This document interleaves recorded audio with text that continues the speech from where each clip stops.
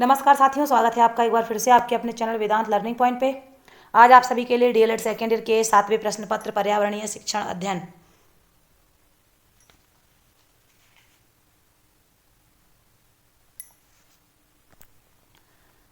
नमस्कार साथियों, स्वागत है आपका एक बार फिर से आपके अपने चैनल वेदांत लर्निंग पॉइंट पे।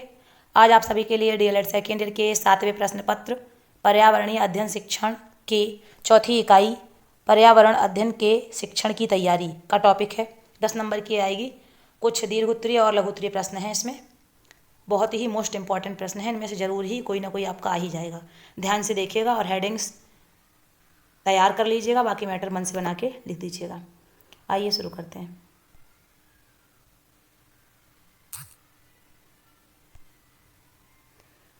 प्रदत्त कार्य एवं प्रायोजना विधि को समझाइए।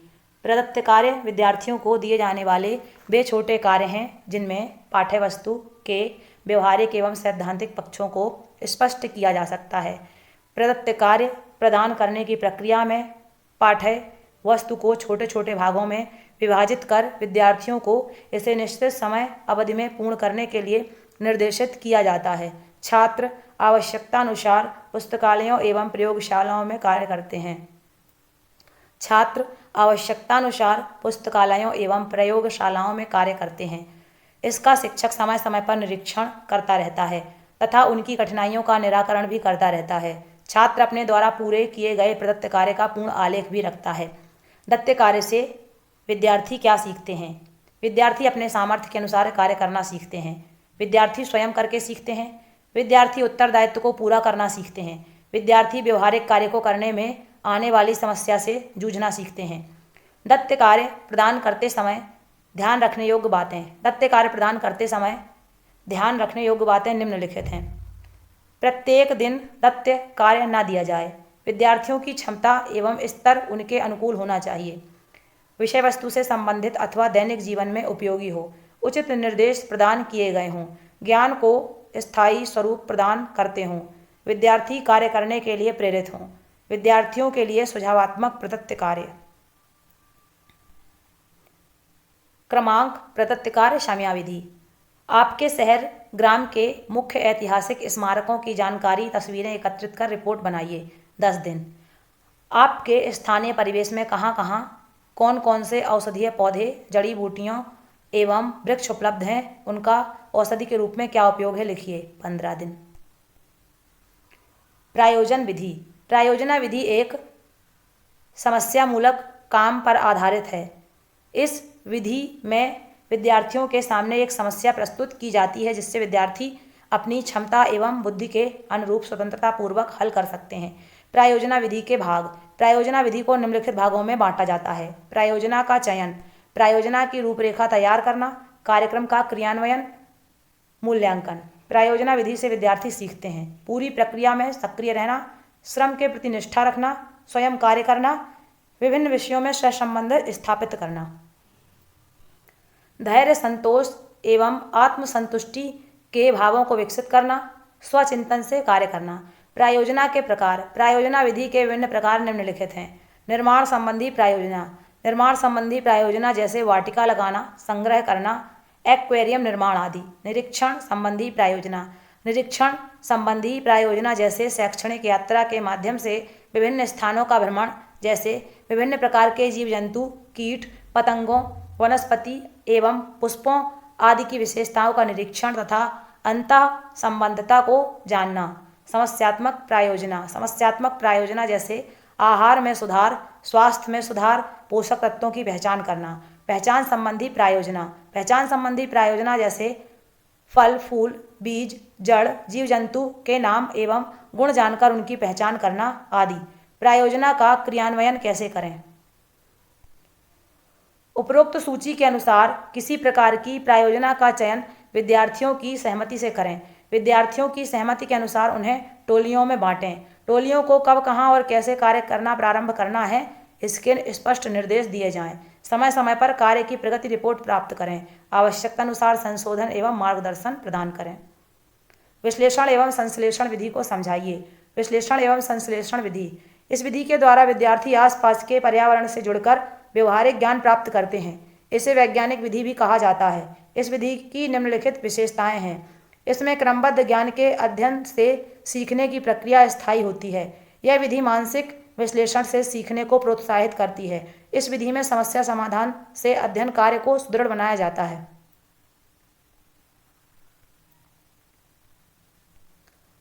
विश्लेषण एवं संश्लेषण विधि के चरण। इस विधि के चरण निम्नलिखित हैं। समस्या का चयन करना। समस्या या परिकल्पना का चयन करते समय निम्न प्रश्न सामने आते हैं। पानी में भीगे सभी बीज अंकुरित क्यों नहीं होते? बीज से पौधा कैसे बनता है? तथ्यों का एकत्रीकरण। पहले भिगोए हुए बीज को खोलकर देखें। उसके ऊपर का छिलका हटाने पर एक पतली झिल्ली को देखेंगे जिस पर दबाव डालने पर बीज दो बीज पत्रों में बंट जाता है और एक पतली पत्ती नुमा रचना अंकुर इन बीज पत्रों को जोड़े रखती है।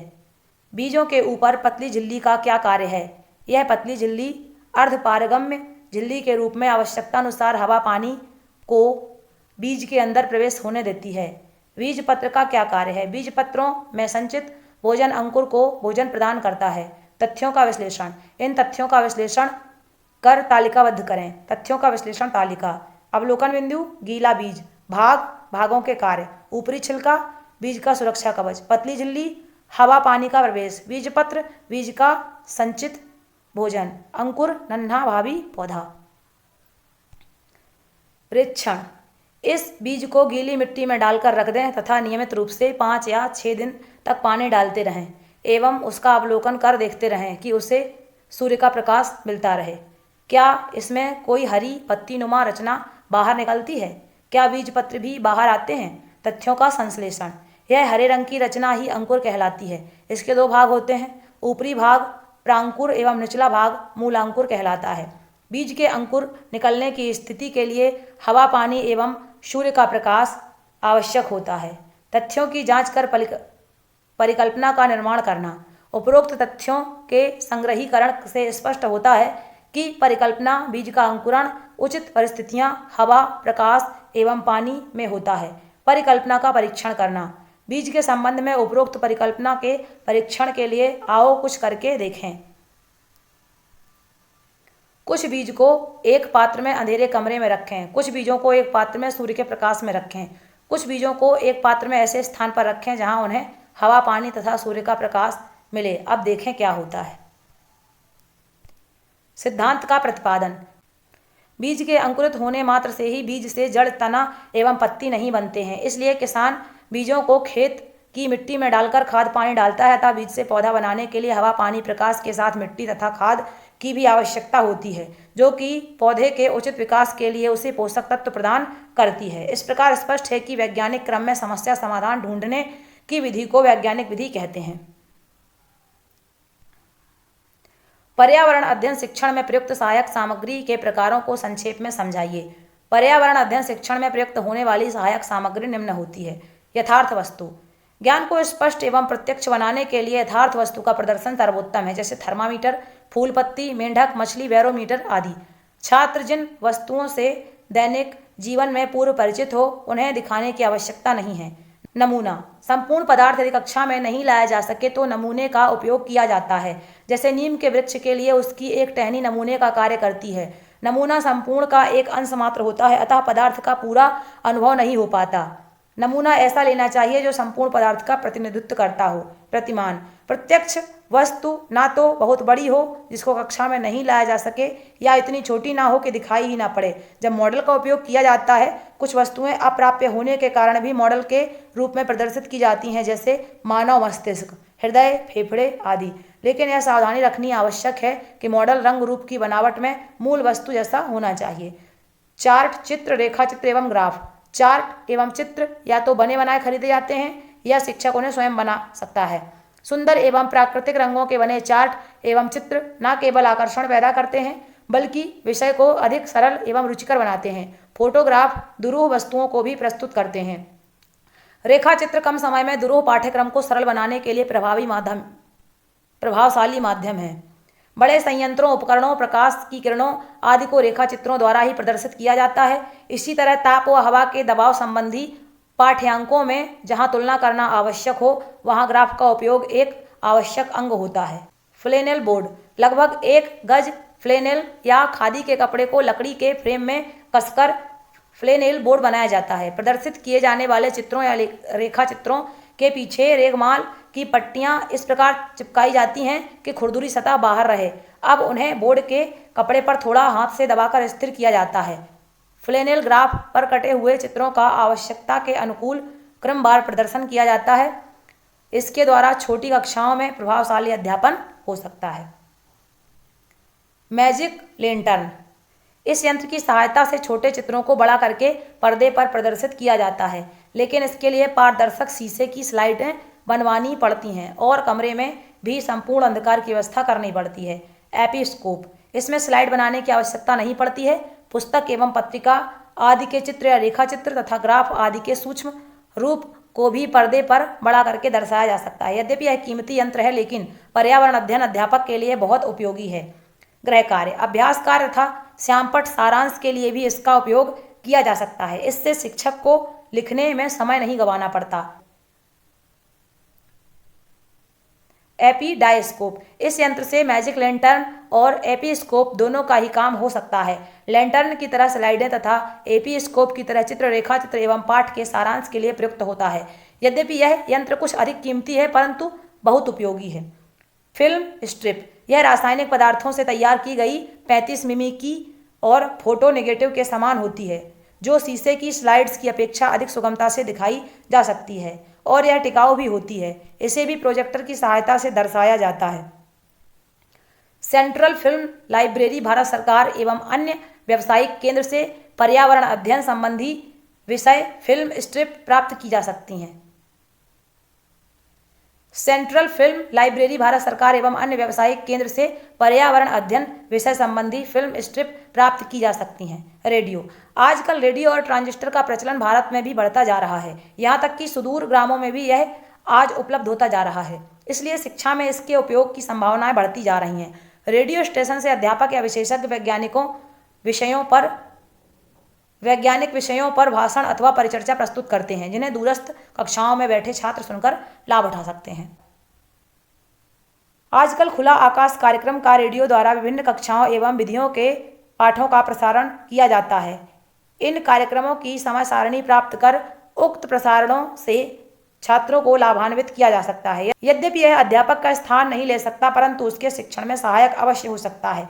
टेप रिकॉर्डर, रेडियो में पर्यावरण अध्ययन संबंधी विषयों के प्रसारण, भाषण, परिचर्चा अथवा जीव जंतु की आवाज़ों को टेप करके सुरक्षित रखा जाता है। इन्हें आवश्यकतानुसार छात्रों को सुनाया जा सकता है। बार बार सुनाकर इसके द्वारा विषय वस्तु को दोहराकर अभ्यास भी कराया जा सकता है। चलचित्र और दूरदर्शन, सिनेमा एवं टेलीविजन वर्तमान समाज में मनोरंजन के साथ ही शिक्षा का एक प्रभावशाली साधन है। दृश्य एवं श्रव्य इंद्रियों का इसमें उपयोग होने से प्राप्त ज्ञान स्थायी होता है। चलचित्र प्रदर्शन के लिए प्रोजेक्टर, पर्दे एवं डार्क रूम की आवश्यकता होती है। पर्यावरण अध्ययन विषय पर डॉक्यूमेंट्री फिल्म्स के निर्माण की ओर सरकार का ध्यान गया है और इन्हें छात्रों को दर्शाने की व्यवस्था प्रशिक्षण महाविद्यालयों के विस्तार सेवा विभागों के माध्यम से की जाती है। इनके द्वारा वैज्ञानिक प्रयोगों, देश विदेश के औद्योगिक संस्थानों की कार्यप्रणाली, प्राकृतिक स्थलों पर फिल्म से लिए गए पेड़ पौधों, जीव जंतुओं का रहन सहन आदि का विस्तृत एवं प्रभावशाली ज्ञान छात्रों को दिया जा सकता है। स्थानीय यात्राएं तथा पर्यटन, यद्यपि यहाँ पर्यटन को एक शिक्षण विधि के रूप में प्रस्तुत करना उद्देश्य नहीं है, लेकिन यह सहायक साधन के रूप में इसका वर्णन अति आवश्यक है। पर्यावरण अध्ययन विषय में रुचि उत्पन्न करने तथा कक्षा में पढ़ाए गए विषय वस्तु के प्रत्यक्षीकरण के लिए स्थानीय यात्राओं एवं पर्यटनों का विशेष महत्व है। पर्यावरण अध्ययन के विषयों से संबंधित उपयुक्त स्थलों का चयन कर यात्राओं का योजनाबद्ध आयोजन पर्यावरण अध्ययन के अध्यापन में अत्यंत उपयोगी है। छोटे छात्रों के लिए अजायब घर, पर्यावरण अध्ययन वाटिका, डेयरी फार्म आदि की यात्रा लाभदायक होगी। पर्यावरण अध्ययन शिक्षण में दृश्य श्रव्य साधनों को 3 प्रकारों में बांट सकते हैं। दृश्य साधन, ऐसे समस्त साधन जिन्हें आंख से देखकर छात्रों द्वारा पाठ को समझने में सहायता मिले। इसके अंतर्गत आते हैं चित्र, रेखा चित्र, प्रत्यक्ष वस्तु, प्रतिमान, मानचित्र, स्लाइड, फोटो आदि। श्रव्य साधन, श्रव्य साधन का अर्थ जिसे सुना जा सके, अतः वह सभी साधन जिन्हें सुनकर छात्र पाठ को समझ सके। श्रव्य साधनों के अंतर्गत आते हैं जैसे ग्रामोफोन, रेडियो, टेप रिकॉर्डर आदि।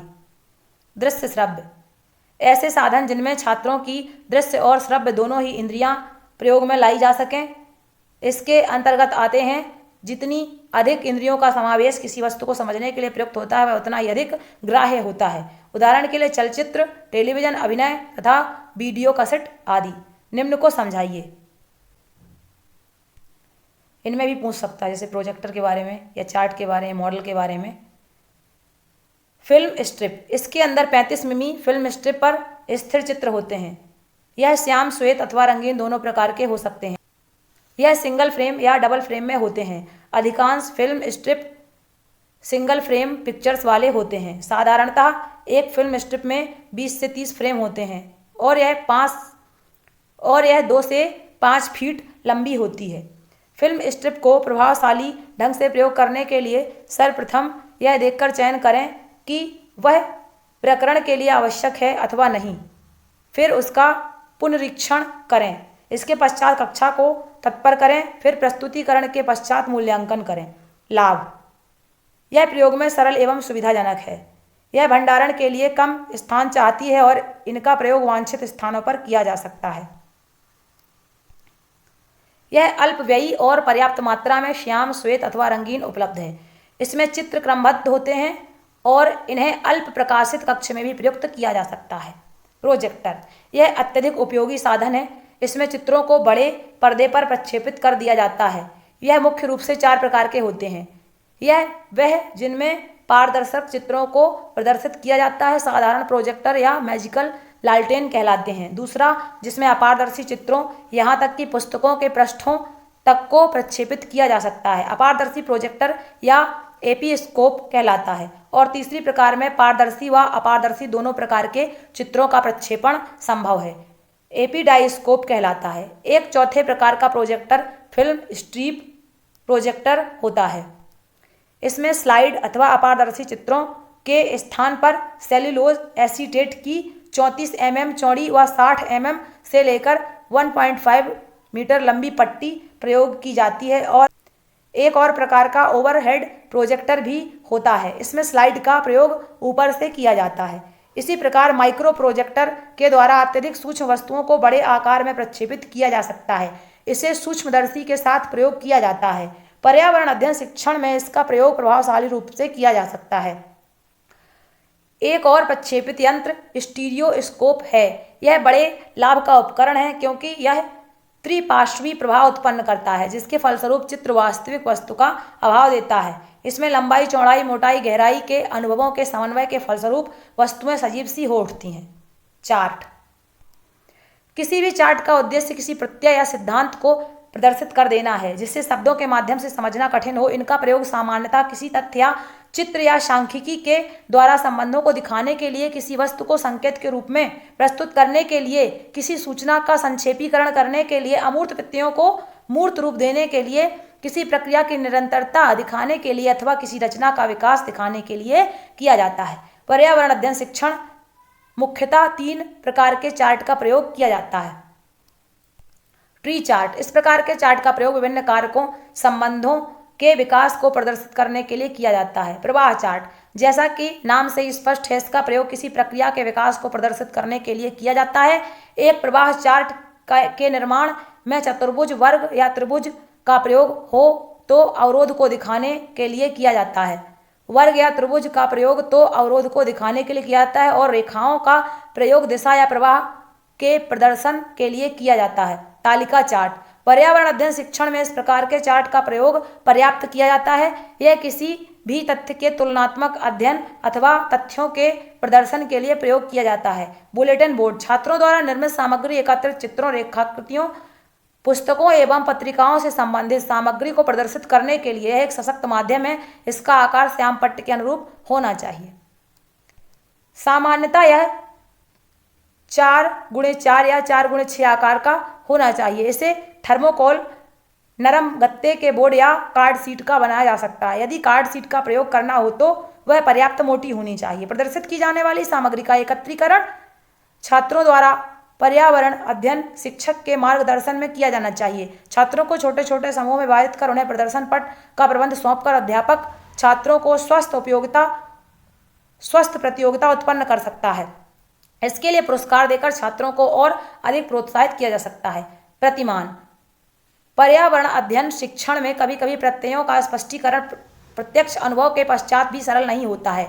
उस समय प्रतिमान का उपयोग प्रभावी हो सकता है। प्रतिमान यथार्थ वस्तु का त्रिपार्श्वी रूप में प्रदर्शन होता है, जिसके अंदर लंबाई, चौड़ाई और मोटाई यथार्थ वस्तुओं के अनुपात में ही होती है। प्रतिमान जिसके भागों को पृथक किया जा सके शिक्षण हेतु अपेक्षाकृत अधिक प्रभावशाली होते हैं।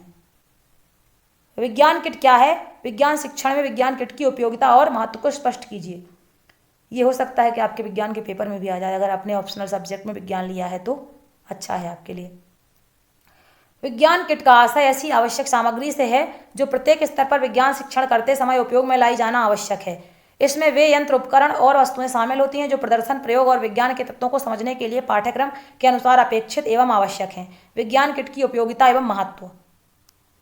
विज्ञान को इतिहास की तरह पढ़ाना नहीं होता, वह किया जाता है। विज्ञान पूरी तरह से क्रियात्मक और प्रायोगिक है। छोटी छोटी चीज़ों से अच्छे और महत्वपूर्ण प्रयोग किए जा सकते हैं। अब तो विज्ञान जमीन पर बैठकर फर्श पर भी हो सकता है। सुसज्जित प्रयोगशाला का बहाना लेकर विज्ञान को ना करना विज्ञान के विरुद्ध है। शिक्षक विज्ञान किट की सहायता से अनेक प्रयोग करवा सकते हैं। विज्ञान एक खोजपरक, प्रायोगिक और व्यवहारिक विषय है। उसे विज्ञान किट की सहायता से अधिक गतियुक्त, प्रयोगयुक्त और स्वयं करके सीखने योग्य बना सकते हैं। राष्ट्रीय परिषद ने प्राथमिक एवं उच्च प्राथमिक शालाओं के लिए एकीकृत किट तैयार किया है। यह किट ऑपरेशन ब्लैक बोर्ड के अंतर्गत दिया जा रहा है। उच्च प्राथमिक शालाओं को किट प्राप्त करने के लिए राज्यों को केंद्र से सहायता मिलती है। कुछ स्थानीय संस्थाओं ने अपने किट तैयार किए हैं। यह किट भी भारत शासन के अनुमोदन के पश्चात शालाओं में वितरित की जा सकते हैं। विज्ञान शिक्षक आज एक समग्र क्रांति चाहता है और किताबों एवं प्रयोगशालाओं के कवच को तोड़कर व्यक्ति के जीवन, उसकी दृष्टि और आचरण में उतारना चाहता है। यह शायद उसी तरफ ले जाने का एक छोटा सा प्रयास है। इसके बाद अगली इकाई आपको अगले वीडियो में कराई जाएगी। तब तक के लिए आप सभी का धन्यवाद। आप सभी का दिन शुभ हो।